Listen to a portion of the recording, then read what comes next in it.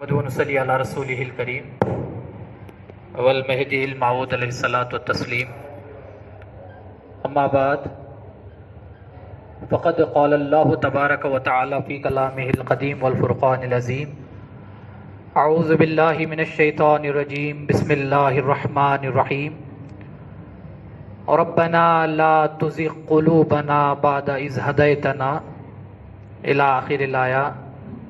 حضرت والدی مرشدی قبلہ دامت فیوزہم۔ معزز سامعین، اللہ تبارک و تعالیٰ نے اپنے کلام میں ایک بہترین دعا ہم کو سکھائی۔ ویسے تو قرآن شریف میں اللہ نے بہت ساری دعاؤں کی ہم کو تعلیم دی، انہی دعاؤں میں یہ ایک دعا اپنا ایک خاص مقام رکھتی ہے کہ اللہ نے ہم کو سکھایا کہ تم اس بات کی دعا کرو کہ ربنا لا تزغ قلوبنا، اے ہمارے پروردگار ہمارے دلوں میں کجروی ٹیڑھا پن پیدا مت کر، بعد اذ ہدیتنا، اس کے بعد کہ تو نے ہم کو ہدایت دے دی ہمارے دلوں میں ٹیڑھا پن پیدا مت کر۔ یہ آیت شریفہ، یہ دعا بہت ہی اہمیت کی حامل ہے، لیکن میرا اور آپ کا طرز زندگی، میری اور آپ کی جو طرز فکر ہے وہ اتنی بدل گئی کہ میرے اور آپ کے پاس اس دعا کی اتنی اہمیت نہیں جتنا کہ رزق کے مانگنے کی دعاؤں کی اہمیت ہے۔ مجھے اور آپ کو اکثر جو دعائیں یاد ہیں وہ وہی دعائیں یاد ہیں جس میں خیر و برکت کی دعا ہو، جس میں رزق کے مانگنے کی دعا ہو۔ بہرحال دنیا کی جتنی چیزیں مانگنے کی دعائیں ہیں مجھے اور آپ کو زیادہ ان کی طرف شغف ہے، اس کی طرف ہمارا دل مائل ہے، لیکن ایسی دعائیں جن سے ہمارا تعلق آخرت سے جڑتا ہے ان دعاؤں کا ہم کو خیال بھی پیدا نہیں ہوتا۔ تو یہ آیت شریفہ ہم کو احساس دلاتی ہے کہ تم کو اس بات کی دعا کرنا چاہیے کہ ربنا لا تزغ قلوبنا بعد اذ ہدیتنا، اے میرے پروردگار بعد اس کے کہ تو نے مجھے ہدایت دے دی میرے دل میں کجروی اور ٹیڑھا پن پیدا مت کر۔ اور اس آیت شریفہ میں انسان کی بے بسی بھی معلوم ہوتی ہے، انسان کو اللہ اپنی قدرت کا نظارہ بھی دکھانا چاہتا ہے کہ اللہ یہ بتاتا ہے کہ تم کو اگر میں نے ایمان دیا ہے تو یہ مت سمجھو کہ تم اس کے مالک بن گئے، ایمان میری قدرت میں ہے، میں جس کو چاہتا ہوں ایمان عطا کرتا ہوں، اور اگر میں چاہوں تو اس ایمان کو سلب بھی کر لیتا ہوں۔ اسی لیے رسول اللہ صلی اللہ علیہ وسلم نے فرمایا کہ مومن کا، بندہ مومن کا دل، انسان کا دل خدا کے دو انگلیوں کے درمیان ہے، اللہ جیسا چاہتا ہے اس کو پھراتا رہتا ہے، تبدیل کرتا رہتا ہے۔ تو ہماری بے بسی تو دیکھو کہ ہم کو ایمان ملا ہے، لیکن ہم کو اس ایمان کے تعلق سے ڈرتے رہنا چاہیے کہ ہم کو کہا جاتا ہے کہ خوف کرو، خدا کا خوف دل میں پیدا کرو، تو اس خدا کے خوف کے ساتھ ہی ہمارے ذہن میں جہنم کا منظر آ جاتا ہے کہ ہم کو کہا جائے کہ تم کو خدا سے ڈرنا چاہیے، تو خدا سے ڈرنے کے نام کے ساتھ ہی ہمارے ذہنوں میں جو چیز آتی ہے وہ سوائے دوزخ کے منظر کے کچھ نہیں آتا۔ دوزخ سے بڑھ کر اگر کوئی دنیا میں عذاب ہے تو وہ ایمان کے چھن جانے کا عذاب ہے کہ انسان کو اللہ نے ایمان تو دیا، لیکن اس کی حرکتوں کی وجہ سے اللہ نے اگر کسی کو ایمان دینے کے بعد اس سے ایمان کو سلب کر لیا تو میں سمجھتا ہوں کہ اس سے بڑھ کر، اس سے بدترین عذاب نہ دنیا میں ہے اور نہ آخرت میں ہے۔ کیونکہ ایمان ہے کیا؟ ایمان خدا کی نزدیکی کو ایمان کے نام سے یاد کیا جاتا ہے۔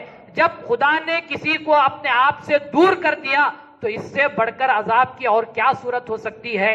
تو انسان کو ڈرتے رہنا چاہیے کہ اگر ایمان ملا ہے تو خدا را اس پر خوشی کا اظہار مت کرو، بلکہ انسان کو ڈرتے رہنا چاہیے، خدا کا شکر ادا کرتے رہنا چاہیے کہ خدا نے مجھے ایمان والوں کے زمرے میں رکھا ہے۔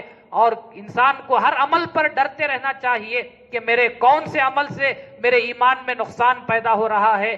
انسان کو آج ہر ایک چیز کے نقصان کا اندیشہ ہے، اگر کسی چیز کے ایمان کا اگر کسی چیز کے نقصان کا اندیشہ نہیں تو وہ ایمان ہے۔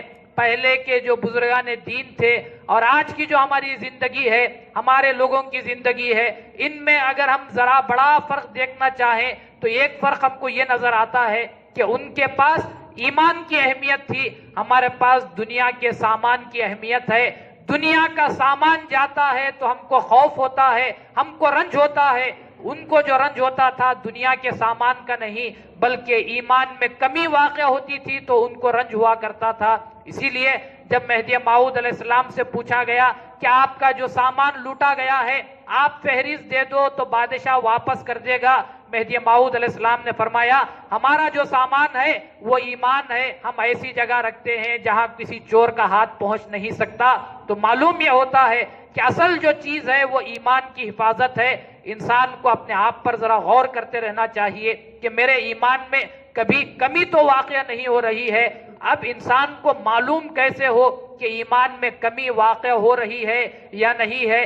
تو انسان اپنی اپنی زندگی پر غور کرے تو اسے خود احساس ہوگا کہ میرے ایمان میں کمی واقع ہوتی ہے یا نہیں ہوتی ہے۔ اگر تھوڑے دن پہلے اگر آپ کو دینی باتیں سننے کا شغف تھا اور تھوڑے دن گزرنے کے بعد آپ کے اندر سے وہ شغف ختم ہو گیا، وہ شوق ختم ہو گیا، تو سمجھو کہ ایمان میں کمی واقع ہوئی ہے۔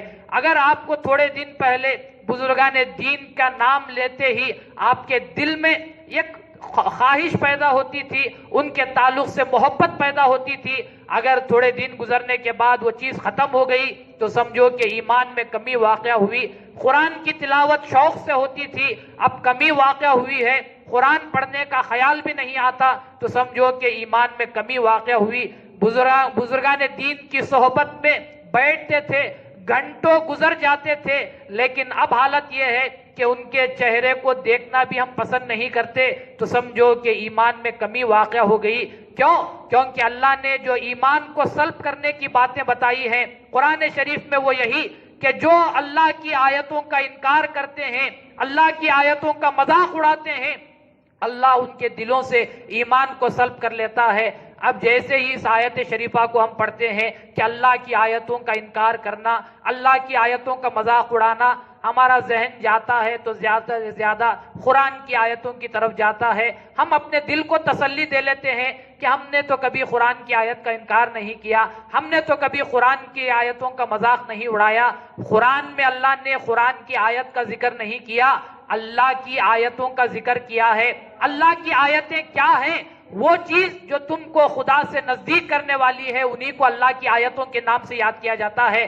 اگر کسی نے رسول کی بات کا انکار کیا تو اس نے اللہ کی آیت کا مذاق اڑایا ہے، اللہ کی آیت کا انکار کیا ہے۔ مہدی موعود علیہ السلام کے تعلق سے ہم تو کہنے ہی والے ہیں، لیکن جو مانتے نہیں، غیروں نے سید محمد جون پوری کی تعریف کی تو انہوں نے لکھا کہ سید محمد جون پوری اللہ کی آیتوں میں سے یہ ایک آیت ہے۔ تو آپ خود سوچئے کہ جس نے اس اللہ کی آیت کا انکار کیا اس کے دلوں سے تو ایمان کو خدا سلب ہی کرنے والا ہے، کیونکہ قرآن میں اللہ نے حکم نازل فرما دیا کہ جو اللہ کی آیتوں کا انکار کرتے ہیں، جو اللہ کی آیتوں کا مذاق اڑاتے ہیں، ہم ان کے دلوں سے ایمان کو سلب کر لیتے ہیں۔ تو مہدی موعود علیہ السلام بھی اللہ کی آیتوں میں سے ایک آیت ہے۔ اگر کسی نے مہدی کا انکار کیا بلکہ مہدی کے فرمان کا بھی انکار کیا، کیونکہ مہدی کا فرمان بھی کیا ہے؟ اللہ کی آیتوں میں سے ایک آیت ہے۔ مہدی خلیفۃ اللہ، آپ کی زبان سے نکلی ہوئی ہر ایک بات اللہ کی آیت ہے۔ اگر وہ بھی انکار کرتا ہے تو وہ بھی اللہ کی آیتوں کا انکار کرنے کی بات ہو جاتی ہے۔ تو اسی لیے ہم فقط قرآن کی آیت کا ہم نے انکار نہیں کیا یہ کہہ کر اپنے آپ کو تسلی دے لینا، یہ انسان کے لیے شیطان کا بہکاوا ہے۔